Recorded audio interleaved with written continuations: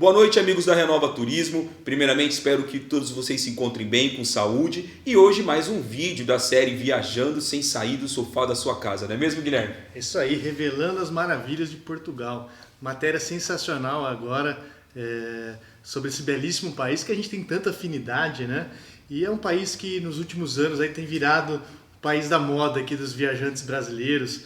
É um país que a gente diz que é completo, né? Tem muitas maravilhas, as paisagens são belíssimas, excelente comida, a língua nos ajuda muito, fácil locomoção, monumentos maravilhosos, belíssimas paisagens, então assim, bons vinhos, gastronomia excelente, então é um país fantástico, bom preço também para o brasileiro, né, nessa questão cambial, questão do euro, não é um país caro, então é um país que atende nosso público assim de uma maneira sensacional, todo mundo que vai para Portugal volta encantado, e a gente tem utilizado muito esse destino também, né, Alex? Porque Lisboa virou um hub também dos nossos passageiros que vão até Terra Santa ou Médio Oriente ou em qualquer outro destino da Europa através dos grupos da Renova, acabam viajando ou pela TAP ou pela Azul, que sai inclusive de Campinas, de Brasília, de outras cidades, de Fortaleza, e acabam parando, às vezes por um city tour em Lisboa ou às vezes para fazer uma peregrinação ou uma viagem, fazendo aí todas as cidades lindas aí do sul ao norte de Portugal e muitas vezes entrando até na Espanha, né? E é o que nós vamos fazer hoje, né? Hoje o tour virtual é de Lisboa até Santiago da Compostela. Então, assim, espero que você já tenha preparado a sua pipoca, já esteja aí no seu sofá, porque nós vamos chamar sem demora a nossa guia, nossa amiga lá de Portugal, da cidade de Coimbra, Silvia Oliveira. Tudo bem, Silvia? Olá, Alex. Olá, Guilherme. Tudo bem, obrigado. Boa noite, tudo bem aí? Tudo bem. E como aqui está? Tudo bem? Muito quente?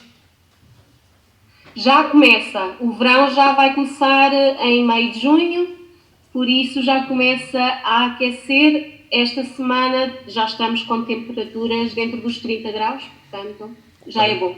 E aqui a gente está com um pouquinho de frio. Essa semana esfriou aqui no Brasil, esfriou um pouquinho. Mas que bom, viu? Primeiro, muito obrigado por aceitar o nosso convite para trazer um pouquinho de informação, um pouquinho desse país tão maravilhoso que a gente gosta tanto para nós brasileiros que estamos aqui sem poder sair de casa, sem poder viajar, e levar esse conteúdo para os nossos clientes, para os nossos amigos da Renova Turismo é muito importante. Então, muito obrigado aí por aceitar o convite, viu? Agradeço. Obrigado também, viu, Silvia, por todo o carinho que você dá para os nossos clientes quando estão em terras portuguesas, né? E o pessoal fala muito bem de você, não te conhecendo pessoalmente, mas os nossos viajantes aí sempre falam muito bem de você. Espero estar em breve em Portugal, essa terra tão maravilhosa que a gente gosta tanto. Ai, obrigada, eu até fico assim, meio que sem jeito. Obrigada. Sim, eu estive com um grupo da Renova Turismo em dezembro, meados de dezembro. Sim. Eu salvo erro dia 13, foi o meu último grupo de 2019, já fazia frio, e creio que até um grupo que fez escala vindo da Terra Santa. Verdade, é verdade. Que legal. Mas é isso aí, então, essas pessoas que hoje estão te assistindo, com certeza são clientes nossos que já viajaram para Portugal, ou que ainda estão com as suas viagens compradas, ou que têm um sonho. Quando nós começamos a divulgar que teria um vídeo de Portugal, todo mundo, nossa, que legal, Portugal, é meu sonho. Então, assim, nos faça viajar agora e com certeza, assim que tudo normalizar, em breve estaremos aí também para poder apreciar e poder viver tudo isso que você vai passar para nós agora, tá bom? Fique à vontade, Silvia. Obrigada. Portugal espera por todos vós. Obrigado. Ora, muito boa tarde a todos. Aqui já é noite, aqui já passa assim, já estamos quase na hora de dormir, mas para mim é um prazer estar aqui convosco e poder-vos guiar um pouco pelo meu país. Pequeno, mas muito interessante e bonito. O meu nome é Silvia Oliveira, eu sou de intérprete certificada. Este é o nosso símbolo, guia intérprete oficial, como podem ver aqui. E nós somos intérpretes do turismo, somos intérpretes do património e da cultura do nosso país a todos aqueles que nos visitam. Portugal Tenho certeza que todos conhecem. Não se pode falar de Portugal sem falar do Brasil, nem do Brasil sem falar de Portugal, não é? Nós temos uma relação muito estreita, por razões históricas, também pelo mesmo idioma que partilhamos, que é tão lindo, não é? Mas tenho quase certeza que também há muitos que não conhecem o nosso país. Nós somos quase um ilustre desconhecido, não é? Que há alguns anos esta parte tem sido descoberto e tem aberto cada vez mais portas ao mundo. Portugal foi, nos últimos 3 anos, escolhido como o melhor destino turístico do mundo, e portanto isso deixa-nos muito, muito felizes e cada vez com mais vontade de vos receber a todos. Portugal está na parte mais ocidental da Europa. Dividimos a Península Ibérica com a nossa vizinha Espanha, como podem ver no slide. É um país pequeno, com 10 milhões de habitantes e outros tantos espalhados pelo mundo inteiro. Portugal, então, é um país muito antigo. 1143 é a nossa fundação. Lá no norte de Portugal, há até uma frase que diz 1143, quem não sabe esta data não é bom português, assim ninguém se esquece da data da nossa fundação. Éramos um pequeno condado que estava sob o poder do Reino de Leão, que é hoje em dia uma das 17 comunidades de Espanha. E que então nasce a partir então do Condado de Portugal. O nosso primeiro rei é o rei Dom Afonso Henriques, e então nasce a partir do Tratado de Zamora em 1143, então onde somos finalmente reconhecidos como um reino independente. Para outras pessoas, 1179, que é quando o Vaticano então reconhece oficialmente o nosso país como país independente, e Afonso Henriques, que vocês vão ouvir falar muito, seguramente, quando vierem aqui através dos vossos guias, é quando então o reino é oficialmente reconhecido pelo Papa, através da bula Manifestus Probatum. Isso é muito importante. Temos aqui 2 datas muito importantes. Portanto, já podem ver, Portugal é muito antigo, é um dos países mais antigos na Europa, e que tem uma história também muito interessante e muito bonita. Vamos fazer um pequeno tour por Portugal, parando em diversos pontos, e claro que o tour vai começar por onde? Como podem ver nos slides, a cidade de Lisboa. Quem nunca ouviu aquele velho provérbio, quem nunca viu Lisboa não viu coisa boa, não é verdade? Então, é verdade, Lisboa é uma cidade maravilhosa, é uma cidade com uma luz incrível, isto dito por todos os turistas que nos visitam, de diversas nacionalidades. É uma cidade que hoje em dia é uma área metropolitana com 3,5 milhões de habitantes, portanto, que engloba a cidade e todas as cidades que estão ao seu redor. É a nossa capital, desde meados do século XIII.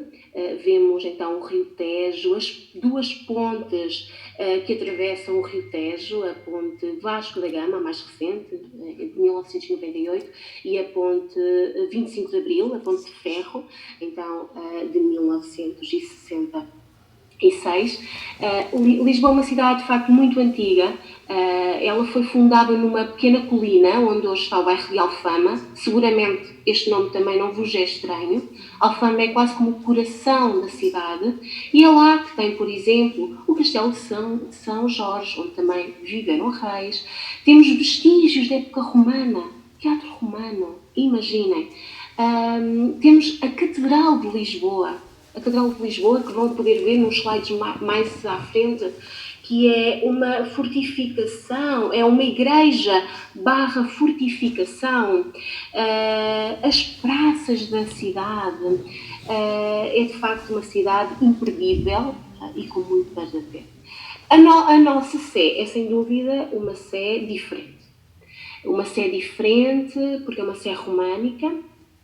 É uma Sé românica que parece ter umas torres com umas jameias, parece uma fortificação. É então muito antiga. românica fortaleza, e aquelas meias serviam mesmo para isso, serviam para defender e atacar em caso de necessidade, porque quando ela é construída nós ainda estávamos a lutar contra os árabes. Tenham em conta que os árabes chegam à Península Ibérica em 711, ocupam toda a Península Ibérica, e depois, lá no norte de Espanha, nas Astúrias, que hoje em dia também é uma comunidade espanhola, a partir dali eles começam a lutar contra os árabes e vão empurrando até ao sul. Está bem? E isso só acabará em 1492 em Espanha, em Granada. Então, vejam só a quantidade de anos, a quantidade de séculos, melhor, que nós vamos lutar contra os árabes. Em Portugal, a Reconquista acaba, então, muito antes, acaba então em 1249, quando conquistamos o nosso Algarve. Está bem? Então, era por isso que estas igrejas eram construídas desta forma. A Sé Catedral de Lisboa merece toda a visita, merece a pena, é diferente. Lá dentro há muitos estilos arquitetónicos. Esta catedral foi construída ao longo dos séculos, em que iam existindo e iam aparecendo diferentes estilos arquitetónicos. A Sé de Lisboa. Não posso esquecer de referir, justamente em frente à Sé de Lisboa, está a Igreja de Santo António. Sabem que eu já vi o live sobre a Itália e falaram, então a guia falou sobre Pádua, Santo António de Pádua, não é? Que é tão conhecido mundialmente, nasce na realidade em Lisboa, nasce no bairro de Alfama. Podem ver no slide, então, no meio, a foto com a nossa catedral, e justamente ali, de frente a esta catedral, nasce o nosso Santo António, no bairro de Alfama, no coração da cidade. Ele que vai ser um adolescente normal, mas depois vai ingressar então na Ordem de Santo Agostinho, vai estudar em Coimbra e depois irá, por circunstâncias da sua vida, vai então para a Itália, já como irmão franciscano. Então, em Lisboa também temos a Igreja de Santo António de Lisboa, também conhecido como Santo António de Pádua, onde está a cripta que marca o lugar onde estava então o quarto dos pais de Santo António, onde ele terá então nascido. É também um ponto importante e sobretudo para aqueles que nos visitam em peregrinação. Descendo o bairro de Alfama, por aquelas ruas cheias de gente, com os azulejos a decorar as fachadas dos edifícios, com os bondinhos, com os elétricos tão típicos da nossa cidade, nós vamos descendo então em direção ao Rio Tejo. O rio que é quase como a alma da cidade, é aquele elemento importantíssimo pela parte estética, não é, da cidade. É uma cidade lindíssima, com o seu rio, com as suas pontes, mas também, por exemplo, a parte comercial. O Rio Tejo, nas margens do Rio Tejo, estava o porto da cidade de Lisboa. Estava e está, até hoje, é um porto fluvial. Descendo então de Alfama, vamos então até ao rio e vamos chegar ali a um bairro que se chama Baixa Pombalina. Aquela parte mais baixa da cidade, quando nós descemos de Alfama, porque Alfama é uma colina, vamos ver que muda um pouco a estética, não é, dos edifícios. Foi um bairro que foi totalmente reconstruído a partir do terremoto de 1755. E podem ver neste mesmo slide uma foto com um arco e com um edifício amarelo. A partir do Arco para trás está todo esse bairro, o bairro que se chama Baixa Pombalina. Foi destruído no terremoto de 1755. É incrível. Toda uma cidade que foi praticamente destruída com um terremoto, que depois virá um maremoto, um tsunami, uma onda gigante, e depois também incêndios por toda a cidade. Claro que morreu muita gente, fala-se mais ou menos no número de 10 mil pessoas naquela altura, no dia 1 de novembro de 1755, e há uma célebre frase, há uma célebre pergunta que se faz ao primeiro-ministro de então, o famoso Marquês de Pombal, que lhe perguntam: e agora, senhor, que se faz? E ele disse: enterramos os mortos, cuidamos dos vivos e reconstruímos a cidade. E foi isso que foi feito. A cidade foi totalmente reconstruída. É claro, numas linhas mais direitas, ruas perpendiculares e paralelas, também, dando sempre a esta praça que podem ver na imagem que está ali, a Praça do Rocio ou Terreiro do Paço. É uma das praças mais bonitas da cidade, é uma praça em U, tem uma forma de U, está bem? E que está virada para o Rio Tejo. É quase como uma porta, é quase como se Lisboa abraçasse o Rio Tejo. É das praças mais lindas, maravilhosas da cidade, que então tem ali um arco triunfal, é o arco da Rua Augusta. Eu sei que às senhoras também isto lhes interessa, porque a partir daquele arco sai uma rua cheia de comércio, portanto ali podem fazer as comprinhas que querem. É lindíssima, uma rua muito, muito, muito comprida, e que depois vai dar até à Praça do Rocio, à Praça dos Restauradores, que é uma praça em homenagem a todos aqueles que lutaram pela restauração da independência portuguesa, quando nós estivemos, desde 1580 a 1640, debaixo de novo do poder espanhol, porque o nosso rei Dom Sebastião morre em 1580, ou desaparece, não é? Em 1580, sem deixar descendência, e portanto, a partir daqui podemos descobrir uma cidade com muitos encantos e com muita história.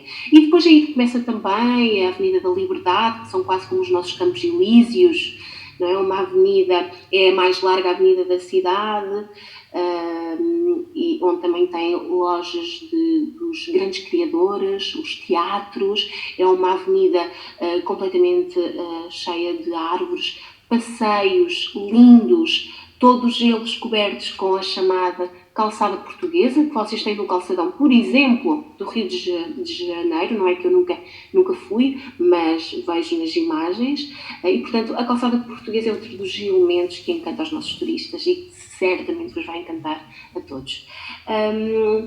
Quando saímos aqui desta parte do centro histórico da cidade de Lisboa, que tem muito mais para ver e que depois serão levados pelo vosso guia, porque há muita coisa para ver.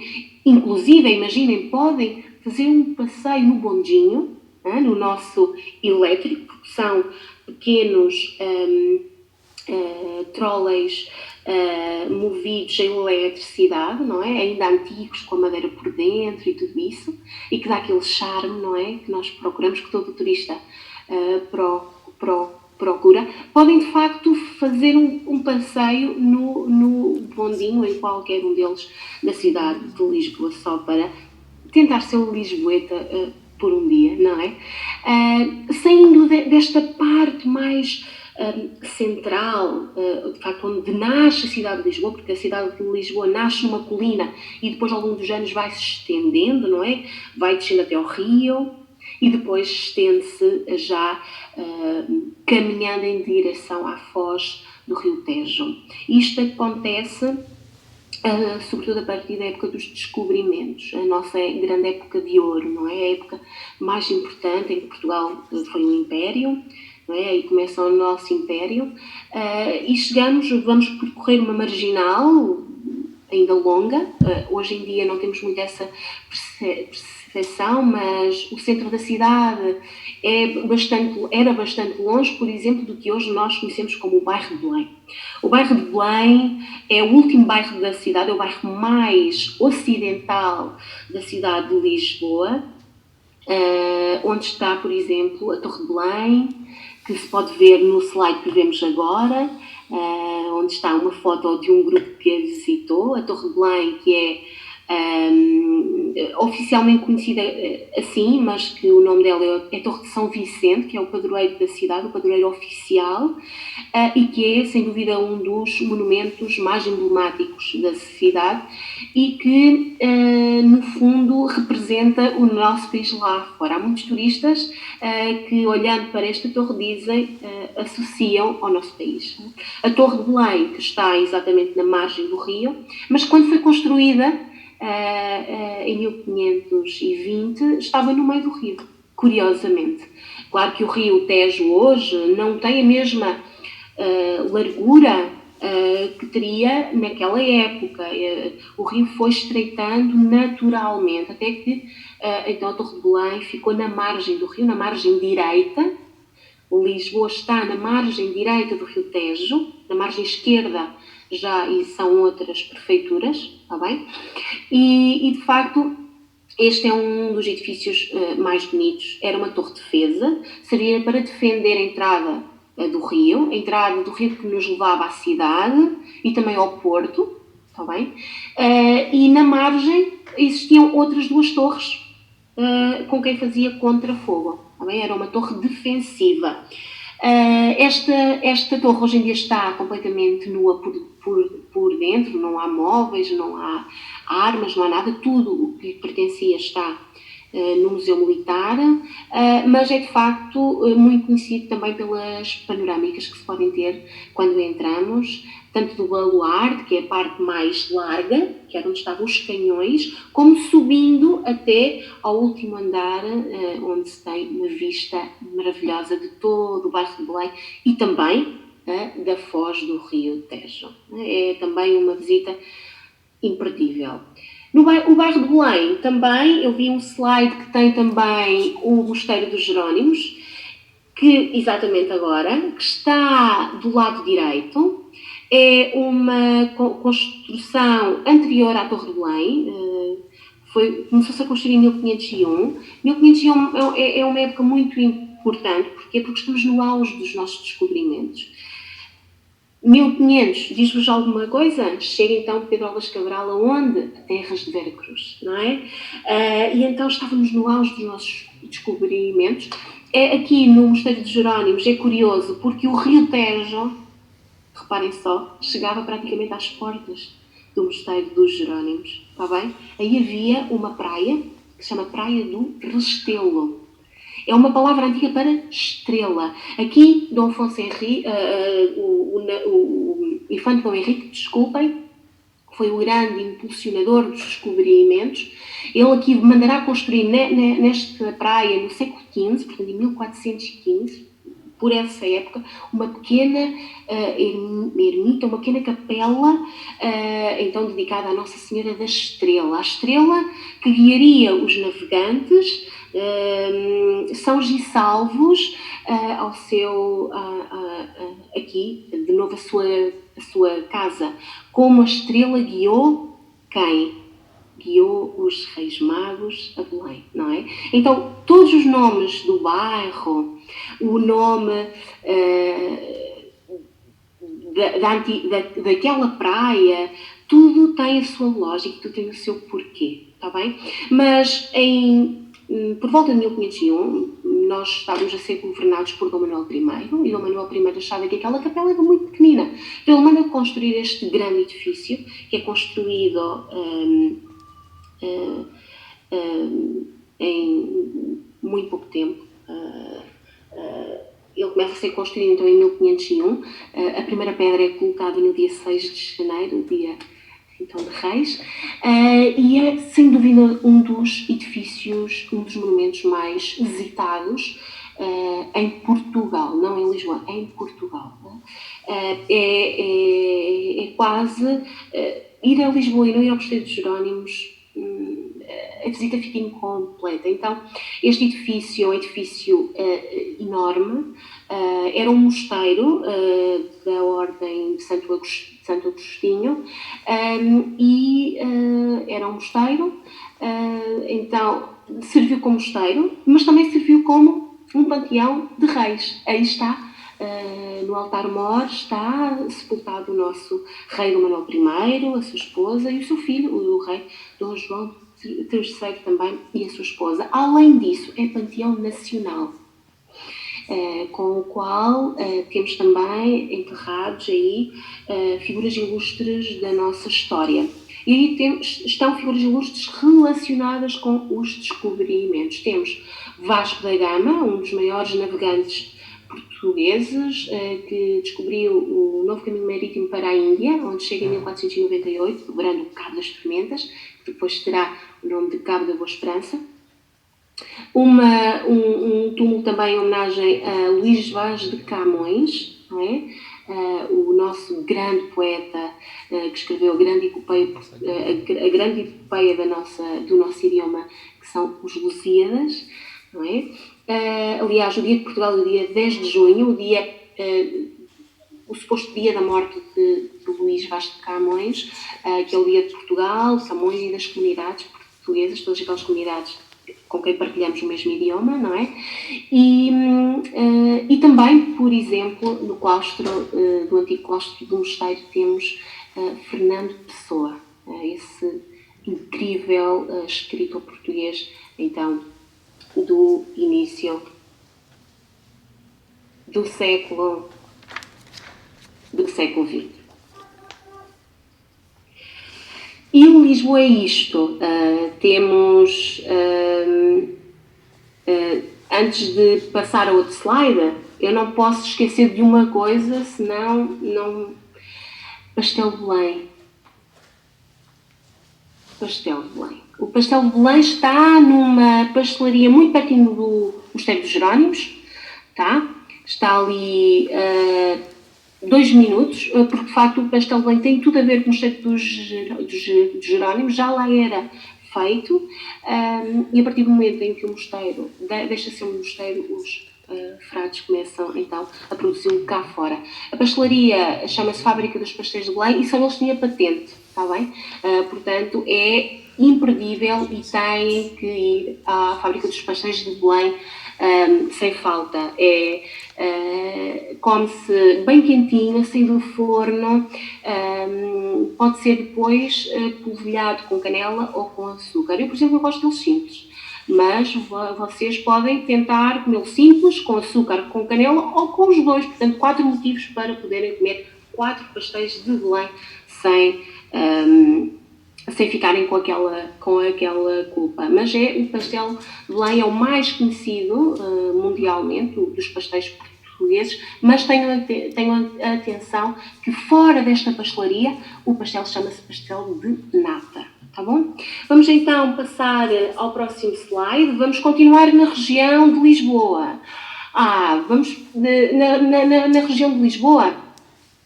Tem também outra coisa muito importante. Eu não sei, uma das palavras mais conhecidas do idioma português, que para muita gente é muito difícil, é saudade.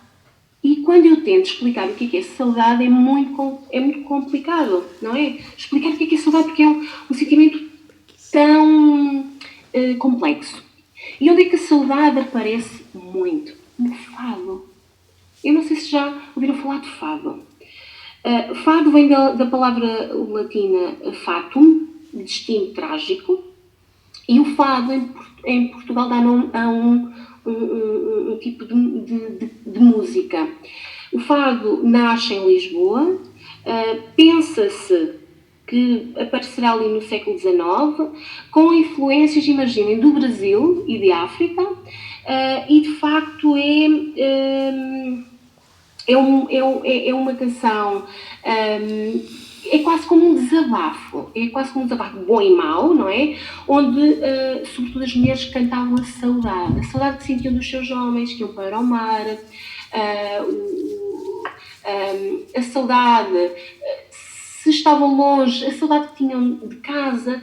Portanto, o fado é isto, o fado de Lisboa, porque depois há outro fado que eu vos contarei nos slides mais à frente.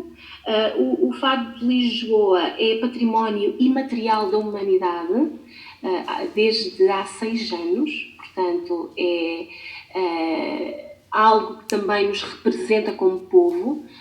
O português é muito conhecido, não é, por ser nostálgico, triste, e vem muito aí também do nosso fado. O fado, temos cantores muito bons. A Amália Rodrigues é quase que a figura mais conhecida do fado. Levou o fado e levou Portugal pelo mundo inteiro. Mas hoje em dia temos fadistas jovens muito bons. Eu não sei, mas talvez conheçam, por exemplo, a Marisa. Marisa é, digamos que, a Amália Rodrigues do século XXI. E, estando em Lisboa, não assistir a um espetáculo de fado, não.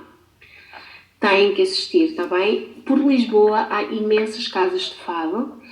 São restaurantes onde podem assistir a uma noite de fado ao vivo e jantar ao mesmo tempo, comer uma boa comida portuguesa, o belo do bacalhau, não é? Que faz parte da nossa gastronomia desde há 500 anos. Uma bela sardinha assada, se vierem entre maio e agosto. Portanto é de facto também uma das coisas que podem ser feitas então aqui em Lisboa, um jantar e um show de fado. Acho que é a forma ideal de fechar a visita da cidade, está bem? No próximo slide vamos continuar aqui na região de Lisboa, que é uma região muito grande, e as imagens que podem ver agora é do meu palácio preferido. É o Palácio Nacional da Pena, em Sintra. Apontem este nome, Sintra. Sintra está a pouco mais de meia hora da cidade de Lisboa. É um parque natural e serviu de residência de veraneio, de destino de veraneio para os nossos reis. Sintra, então, como eu disse, está numa serra.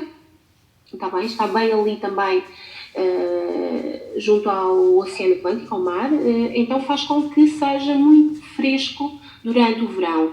E perguntam, mas vem de Lisboa aos Reis em meia hora só?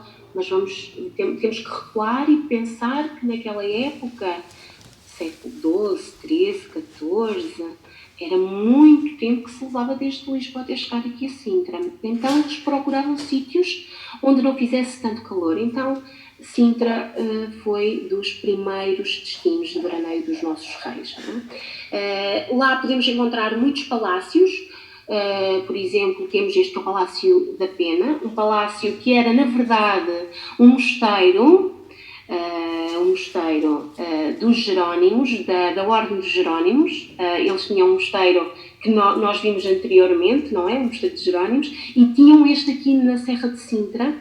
Ficou totalmente destruído com os muitos terremotos que se foram dando ao longo dos séculos, e que depois será comprado, as ruínas, pelo nosso rei Fernando II.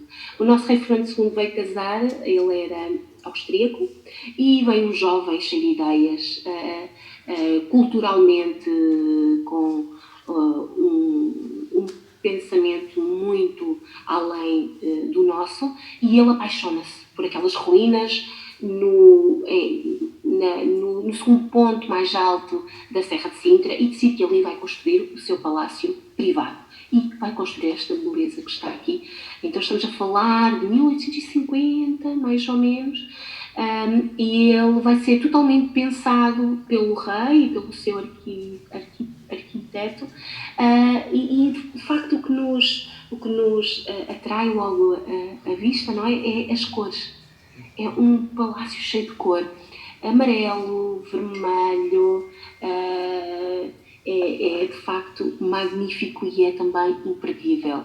Bem lá pertinho temos então a Vila de Cascais. é um dos pontos hoje em dia onde estão muitos conterrâneos, muitos brasileiros que decidem vir viver para aqui e centram-se muito aqui nesta parte. Também está mais ou menos a uma meia hora da cidade de Lisboa, através de uma avenida que é a Avenida Marginal, com umas vistas incríveis sobre o rio e depois também o mar. A cidade de Cascais, a Vila de Cascais é uma vila que remonta a uma comunidade pescatória. Ainda hoje existem pescadores ali, mas aquilo que acontece é que a partir mais ou menos do século XIX os reis já não querem estar só em Sintra a apanhar o fresco da floresta. Começa a haver aquela moda dos banhos de mar e eles vêm então para esta parte, para esta vila, onde já existia um forte, onde também foi construída uma cidadela e dentro dessa cidadela então vai-se construir um palácio que depois servirá então para os nossos últimos reis então estarem de veraneio. É também incrível e ali pode-se comer naqueles restaurantes um belo peixinho grelhado, também a não perder. O Estoril está ao lado desta vila que falámos antes. Praticamente que não se sabe onde começa uma e termina a outra, e o Estoril é muito conhecido sobretudo pelo seu casino. Um casino cujo projeto começa a ser pensado a partir de 1913 e que hoje em dia é um dos casinos mais famosos e dos maiores então a nível europeu.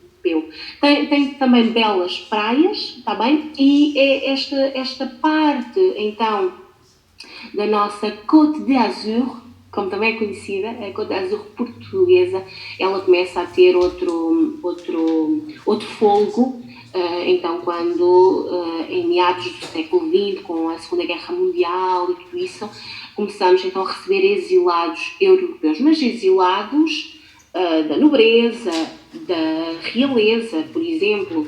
Aqui viveram durante muitos anos os condes de Barcelona e o rei de Espanha, o pai do atual rei, o rei Juan Carlos. Portanto, ele foi criado aqui então no Estoril. Então, Cascais e Estoril estão bem pertinho um do outro. Não se pode ver um sem se ver o outro. Não esquecendo nunca também as praias, que são maravilhosas, pequeninas, mas deliciosas. Seguimos então para norte e ali também, junto a Sintra, temos o Cabo da Roca. E o Cabo da Roca, que podem ver no slide, é um sítio muito ventoso. Se lá forem, com certeza que vai estar vento.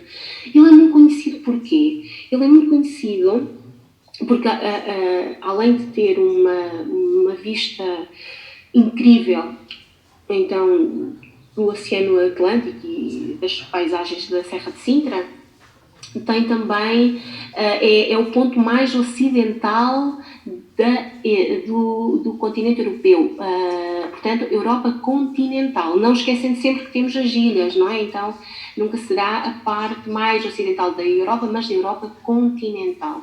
Ali vemos um farol, era um ponto de referência também para os navegadores, para os barcos, está bem? Na época dos nossos descobrimentos. E este também foi um dos primeiros faróis da época do Marquês de Pombal. O Marquês de Pombal, então, estamos a falar mais ou menos do século XVIII. E vamos continuando a ir mais assim para o norte, seguindo o nosso tour virtual por Portugal. Vamos começando a sair da região de Lisboa e chegamos a das cidades medievais mais bonitas. Eu acho que é aquela que tem um encanto diferente. É uma cidade medieval, uma cidade totalmente rodeada de muralhas. Aqui em Portugal é muito comum ver-se, ainda temos algumas cidades em que conservamos as suas muralhas, as torres de defesa, um castelo e no interior a vila de Óbidos. É maravilhoso a Vila de Óbidos. A Vila de Óbidos é uma vila que foi dada de presente de muitos reis para muitas rainhas de Portugal e que tem então este aspecto muito medieval, com as suas casas brancas, com as cores, todas as ruas em pedra, e de facto é ali onde se pode beber a famosa ginginha. Quando lá forem, perguntem ao vosso guia: nós queremos beber a ginginha, está bem? Que é um licor de ginja, a cereja selvagem. Deixamos Óbidos para ir até Santarém. Santarém é uma cidade que fica, foi durante muito tempo uma das principais cidades portuguesas, fica ali, estamos mais ou menos ali no meio de Portugal, no meio deste retângulo que é Portugal, e Santarém é conhecida como a capital do gótico. Há muitos edifícios com este estilo arquitetónico. A sua sé, que pertenceu à Companhia de Jesus, aos jesuítas, que estiveram em Portugal até então ao século XVIII, e depois também a Igreja de Santo Estevão, onde está então onde se deu o milagre eucarístico, então onde, segundo a história, houve então uma hóstia consagrada utilizada em trabalhos de feitiçaria que sangra, e isso após acontecer será motivo de grande devoção. Essa hóstia sagrada, em que podemos ver o sangue então que está na Igreja de Santo Estevão, é também um dos lugares, um dos pontos então de paragem quando visitamos Santarém, na região do Ribatejo. E nesta mesma região vamos continuando a subir e paramos em Valinhos. Valinhos e Aljustrel são dois pontos importantes na história de Fátima. São dois pontos importantes, então, naquela que foi a aparição da Virgem Maria, da Virgem em Fátima, há 3 meninos, e nos Valinhos é onde se dá uma das aparições em agosto, e também uma das aparições do Anjo de Portugal. Nos Valinhos e em Aljustrel podem ver a casa da Irmã Lúcia e também de Jacinta e de Francisco, que foram os 2 irmãos que morreram logo após as aparições, e de Lúcia, que foi a que viveu até 2005 em Coimbra. Portanto, ali podem ver onde é que eles então viviam humildemente. O próximo slide, já estamos em Fátima. Fátima, então, é o altar do mundo, não é? Como é conhecido. O altar do mundo, em que eu acho que todos os credos aqui se sentem bem. Há muita gente que vem procurar somente paz. É de facto um lugar que nos transmite isso, paz. Nós estamos a ver fotos do santuário. Existe esta basílica, aquela grande com a torre sineira. Do lado esquerdo pode-se ver uma estrutura que é a Capela das Aparições, onde então a 13 de maio aparece a Virgem Maria aos 3 pastorzinhos, e que vai haver 6 aparições então até outubro, sempre no dia 13, menos em agosto, no dia 19, porque no dia 13 de agosto os pastorzinhos estavam então fechados então numa prisão em Orém. Vemos então as imagens do Santuário de Fátima. Tem também a nova Basílica da Santíssima Trindade, que já é do século XXI, bastante mais moderna e com mais capacidade para então acolher todos os peregrinos que nos visitam, sendo que o dia 13 de maio e o dia 13 de outubro são aquelas datas mais importantes, está bem? Então, Fátima. E depois, quem visita Fátima e pode ficar lá, não pode faltar à procissão das velas. Todos os dias à noite existe a procissão das velas, sempre antes com a oração do terço, e depois sai então a procissão das velas com os fiéis, percorrendo então uma parte do santuário. As imagens que vemos aqui é a procissão das velas à noite, então nas datas mais importantes, está bem? É de facto um dos santuários marianos mais importantes do mundo, né? Então, o Santuário de Fátima. Depois continuamos para uma cidade que me diz muito, A cidade de Coimbra, de onde eu sou, a cidade de Coimbra foi a primeira capital do Reino de Portugal. O Lisboa foi a segunda e é a atual. Vemos agora as imagens do nosso monumento mais importante, da nossa instituição mais importante, a Universidade de Coimbra, a foto do lado direito, onde vemos então a torre, que se chama a Cabra, e vemos também a fachada do antigo Palácio Real e que desde o século XVI passa a ser a Universidade de Coimbra, a primeira e a única universidade em Portugal até 1910. Foi fundada em 1290. Esta é a parte mais, digamos, esta parte mais antiga, e depois temos outros edifícios já mais modernos nas outras faculdades. A Universidade de Coimbra, então, a mais antiga do país, uma das mais antigas da Europa, e há quem diga até que a Universidade brasileira, mais brasileira fora do Brasil. Temos milhares de estudantes vindos do nosso país a estudar aqui. Depois vemos nas outras fotos ao lado esquerdo uma panorâmica da cidade com o Rio Mondego, e também uma das praças da cidade, que é a Praça Velha e também a Praça do Comércio. Esta cidade é a cidade, sobretudo, dos estudantes. Não percam nunca a visita à Universidade de Coimbra. E continuamos até ao Porto. O Porto, que é a chamada cidade invicta, a cidade que depois de ser conquistada aos árabes nunca mais foi invadida. Por isso é que se chama cidade invicta. É uma cidade maravilhosa, uma cidade também banhada pelo Rio Douro. O Rio Douro, que é atravessado por 6 pontes que ligam Porto a Gaia. Aliás, é destas duas cidades que vem o nome de Portugal. Portucale, Portus Cale. O Porto de Gaia. É curioso. O vinho do Porto, não se pode esquecer, não é? Do vinho do Porto, que se cultiva então a cerca de 100 km da cidade, para o interior, no Alto Douro Vinheteiro, também património da humanidade, declarado pela Unesco. Esse vinho do Porto, que depois é produzido lá, que vinha nos barcos rabelos pelo rio e que então envelheciam nas adegas, não do Porto, mas da cidade de Gaia, que está na margem oposta à cidade do Porto. Portanto, o Porto e Gaia dividem aqui os nomes, então, um dá as adegas e a outra cidade dá o Porto. O Porto tem muito que ver, é uma cidade maravilhosa, e nunca deixem de provar um vinho do Porto, um vinho doce, licoroso, que também é dos vinhos mais exportados de Portugal para o mundo. E terminamos já em Espanha. Pois agora tenho que falar espanhol. Estamos na Galiza, estamos no norte, nós atravessamos Portugal até lá ao norte, até Santiago de Compostela. É muito conhecido pela sua catedral.